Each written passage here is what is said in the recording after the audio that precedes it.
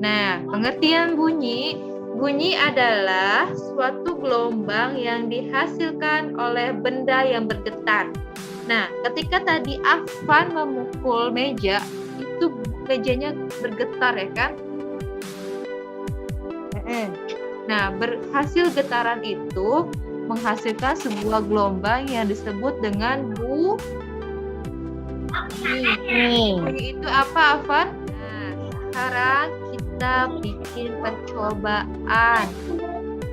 Bunyikanlah berbagai jenis barang di sekitarmu. Bisa meja, bisa gelas, bisa piring, atau bisa apa? Bisa apa aja? Bisa benda-benda yang ada di rumah. Terus yang kedua, apa yang harus dilakukan terhadap barang tersebut agar menghasilkan bunyi? Apa yang harus kamu lakukan terhadap barang tersebut agar menghasilkan bunyi? Coba tadi Afan, mejanya itu mengeluarkan bunyi ketika kamu apain? Pukul. Tabel hasil laporan percobaan. Nih contohnya ember dipukul, fluid Yuk. Nanti kalian isi 1 sampai 10 ini barang-barang yang ada di sekitar kamu. Lalu ini cara menghasilkan bunyinya. Bagaimana cara supaya barang ini menghasilkan bunyi? Paham? Ada di sini alat musik yang bagian dimiliki oleh berbagai suku di di Indonesia. Cara memainkannya itu berbeda-beda. Tuh, ada capi. Tapi cara mainnya di apa? Cara menghasilkan bunyinya juga di apa? Tahu. Dipetik. Ya ampun, Anet. Terus angklung. Angklung ini berasal dari barat. Supaya angklung ini menghasilkan bunyi harus diapain? Digerakan. Goyangin. Terus ada lagi saluang, namanya ini berasal dari Sumatera Barat. Agar menghasilkan bunyi diapain? Kita harus Ditiup. Ditiup. Terus ada kendang dan tifa. Tuhan yang Maha Esa, Allah menganugerahkan kita indera pendengar, yaitu telinga. Melalui indera ini kita dapat menikmati dan mendengar hasil karya seni budaya yang beragam. Terus ayo, bagaimana cara menghasilkan bunyi yang lebih keras atau lebih pelan? Jika volumenya keras, berarti bunganya kan lebih keras. Ketika volumenya kita mainnya lebih dengan nada yang pelan, maka suaranya menjadi lebih kecil atau pelan. Nih, segala macam bentuk bunyi berasal dari benda yang bergetar. Getaran dari suatu benda akan mengakibatkan udara di sekitar bergetar. Getaran tersebut menimbulkan gelombang bunyi di udara. Benda-benda yang bergetar dan menghasilkan bunyi disebut sumber bunyi. Jadi sumber bunyi itu benda-benda yang menghasilkan bunyi kayak tadi saluang, kendang, terus angklung, kecapi itu disebut dengan sumber bunyi karena benda tersebut dapat menghasilkan bunyi. Sampai di sini paham belum tentang bunyi?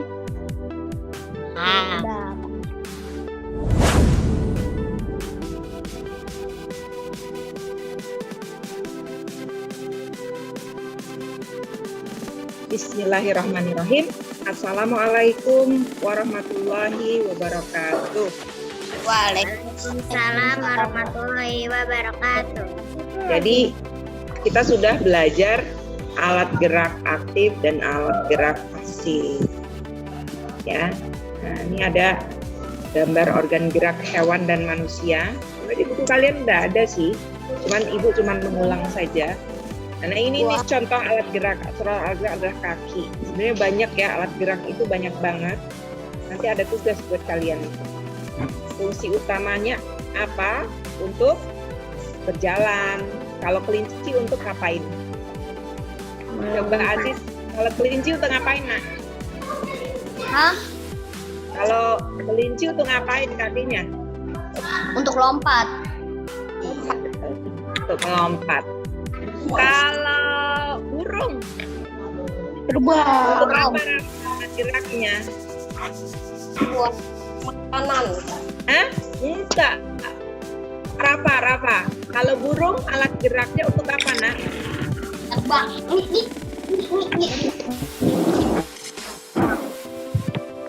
terbang. Ya. Tulang itu biar bisa bergerak, ya harus menempel di situ si otot. Karena tulang adalah alat gerak. Nah, ini yang bagian bawahnya itu adalah contoh-contoh alat gerak. Ada sirip, ya, sirip dan ekor itu untuk alat gerak ikan. Ada sayap itu untuk burung, ya. Ada kaki itu untuk kita, ya, jalan pakai kaki, ya. Untuk kambing, sapi dan lain sebagainya, ya, itu bergerak pakai kaki. Kemudian ada perut. Ayo, siapa yang tahu? Kira-kira perut itu alat geraknya siapa? Ular. Iya, betul, ular. Apa lagi, Nak? Ulet. Apa lagi? Cacing. Pintar. Coba kita diskusi bareng-bareng di sini. Yang alat geraknya kaki apa aja, Nak? Aska? Kuda. Ya. Satu lagi. Kuda. Sapi. Sapi. Oke, sudah. Aska sudah. Sekarang Aziz, yang alat geraknya sayap apa, Nak? Burung. Apa lagi? Ayam. Bebek. Bebek itu terbang apa jalan ya, Naya? Kayaknya dua-duanya ya. Terbangnya nggak terlalu tinggi. Kupu-kupu ya. Serangga yang bisa terbang itu dia menggunakan alat geraknya sayap. Ayam. Kalau sirip dan ekor apa, Nak? Apa? Ikan. Hmm? Ikan sama kucing. Ikan. Apa, Nak? Kok kucing? Ya, alat geraknya itu sirip dan ekor. Oh. Ikan habis itu ekor. Penyu. Ikan. Iya, ikan. Penyu bisa, karena penyu juga dia tuh sebenarnya apa ya, itu dia bukan sih sebenarnya, tapi lebih banyak ikan kalau gitu. Nah, kalau yang perut tadi udah disebut ya, ada cacing, ulat, ular, itu dia pakai apa? Perut. Perut. Itu ya, Nak ya. Paham ya? Nah, sekarang kita lanjut berikutnya. Ini dia nih. Yang tadi tuh alat gerak pasif itu adalah tulang. Itu merupakan bagian-bagian alat gerak manusia. Fungsi masing-masing tulang nanti akan kita bahas lebih lanjut. Cara menjaga kesehatan tulang bagaimana. Nah, ini salah satu ini apa namanya? Bagian-bagian tulang kalian itu ada tulang tengkorak ya. Ada tulang gerak bagian tubuh, ada apa namanya tangan ya, bagian ini dada, tulang paru-paru ya, tulang ekor, tulang punggung. Kemudian kalau bagian bawah itu ada tulang kaki ya. Kemudian fungsi masing-masing tulang tentunya ada ya. Kalau kepala itu untuk melindungi otak. Otak. Nah, betul. Kalau tangan, kaki untuk bergerak ya, untuk mencengkeram bisa. Kelainan pada tulang apa aja? Ada yang tahu nggak? Nanti ibu bahas tentang ini. Ada orang yang dia itu kalau manusia ya, Nak ya, yang kita sering lihat manusia itu ada yang dia kalau jalan dia bengkok, bisa ke kanan, bisa ke kiri. Apa itu?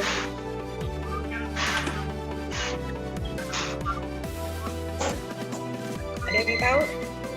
Belum dibaca ya bukunya ya? Kalau keropos tulangnya apa? Keropos tulangnya apa Biasanya ya? kalau orang sudah tua itu tulangnya keropos, makanya dia nggak kuat angkat ini, nggak kuat angkat itu. Osteoporosis itu salah satu contoh. Ya. Nah kemudian yang selanjutnya itu adalah alat gerak aktif, itu ada otot dan sendi. Ya. Nanti kita bahas ini lebih lanjut. Ini cuma sebagian ini saja ya. Bagian-bagian dari alat gerak pasif dan aktif.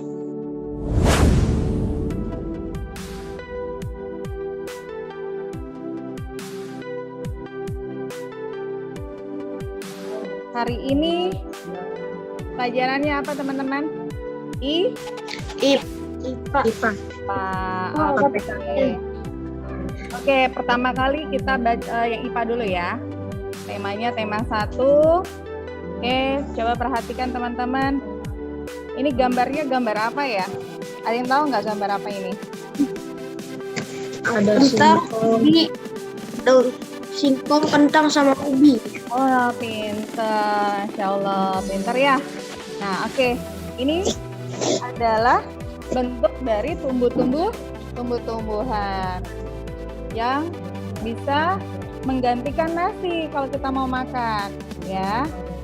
Terus selanjutnya adalah, apa yang kalian ketahui tentang tanaman yang ada di gambar tadi? Nanti kalian tuliskan ya. Yang kedua, tuliskan manfaat tanaman yang ada pada gambar. Nah, seperti tadi, kentang manfaatnya apa? Singkong manfaatnya apa? Ya, ubi manfaatnya apa? Dan yang ketiga, apa yang kalian ketahui tentang tumbuhan? Apa sih yang dimaksud dengan tumbuhan? Tumbuhan itu apa? Definisi dari tumbuhan itu apa? Kayak singkong, kentang, ubi, ya. Itu adalah tumbuhan sumber makanan yang mengandung karbohidrat, bukan hanya beras atau nasi, tapi melainkan juga umbi-umbian. Ya, jadi kalau misalnya ditanya, Izan hari ini makan apa? Makan singkong, Bu. Nah, itu sama seperti beras, kamu makan beras atau nasi. Ya, karena itu sama-sama mengandung karbohidrat. Oke.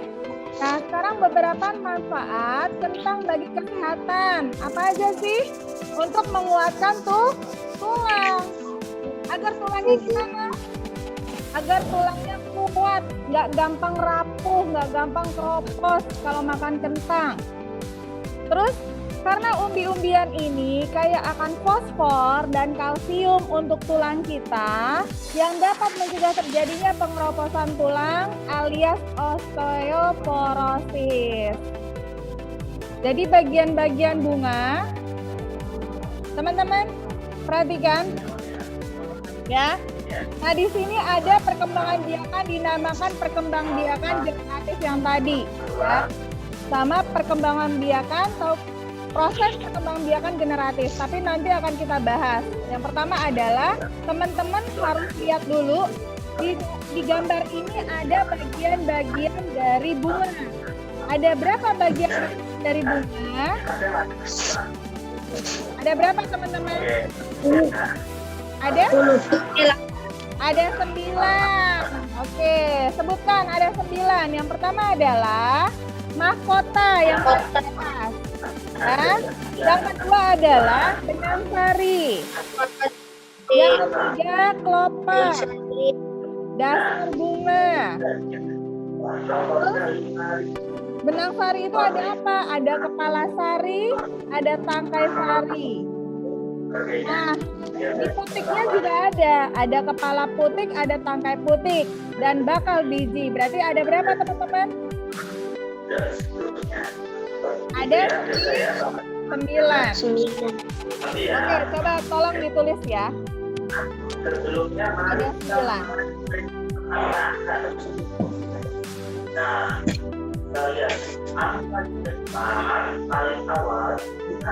Nah, itu untuk tugas nomor 2. Jadi tuliskan bagian bunga tadi. Kamu yang tadi Ustazah bilang, kalian tuliskan bagian-bagian bunga, itu tugas nomor 2. Ya. Antara bulan ini angka dari 1 sampai 9. Bulan itu 10 sampai 90. Angka dari 100 sampai 900. Nah, dibuang itu dari 1000, 2000, 3000 dan seterusnya ya. Kira-kira ya, ada itu paham? Oke. Next. Jadi nama bilangan angka 4 yang berjumlah Udah ditulis? yang awal. Ayo. Waktunya cuma 40 menit teman-teman tanya. Nanti habis itu kita lanjutkan lagi dengan mata pelajaran.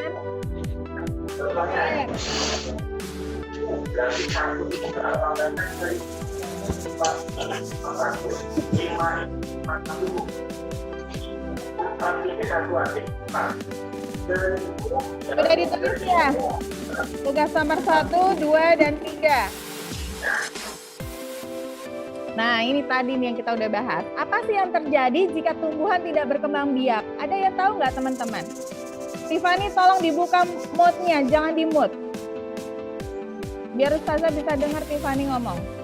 Yuk, apa yang terjadi jika tumbuhan tidak berkembang biak? Apa? Teman-teman? Tumbuhan Ih, pintar. Siapa itu yang ngomong tadi? Izan ya? Izan apa Sabian? Sabian, hebat, pintar. Berarti kalian sudah paham ya? Ya betul ya. Apa yang terjadi jika tumbuhan tidak berkembang biak? Akan punah atau mati? Ya, makanya kita kalau punya tumbuhan harus dirawat, harus dijaga, harus dipupuk biar tidak mati. Oke, ini jawabannya benar. Nah, setelah itu bagaimana proses perkembangbiakan generatif? Coba perhatikan teman-teman, ada yang tahu nggak? Tadi kan kita udah bahas tuh di buku tematik. Bagaimana proses perkembangbiakan generatif? Ya. berkembang menjadi biji, terus bakal berkembang menjadi biji buah, kemudian berkembang menjadi daging buah. Hebat buat Izan, keren. Nah, Sabian juga sama, bisa menjawab ya, sama. Jawabannya sama karena sudah ada di buku. Ya, bagaimana proses perkembangbiakan generatif? Kita lihat untuk slide berikutnya.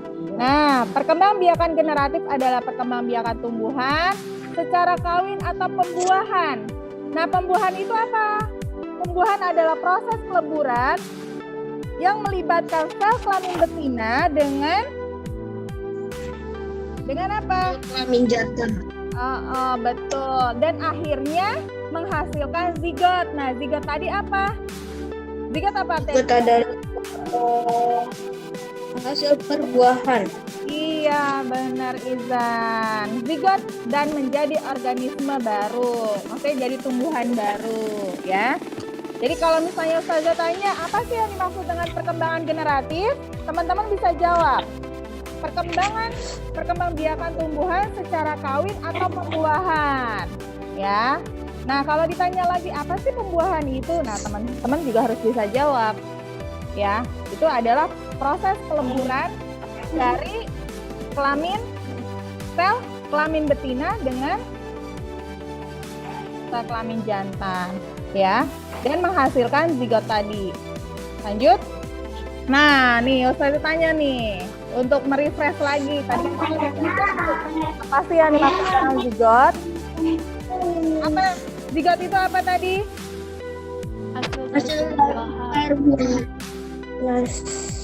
Kurang kompak, nggak seru. Apa zigot itu? Hasil dari perbuahan. Ya, hasil pembuahan ya. Oke, next. Jawabannya adalah sel yang berbentuk sebagai hasil bersatunya dua sel kelamin yang telah masak. Nah, itu zigot. Makanya terjadinya pembuahan tadi.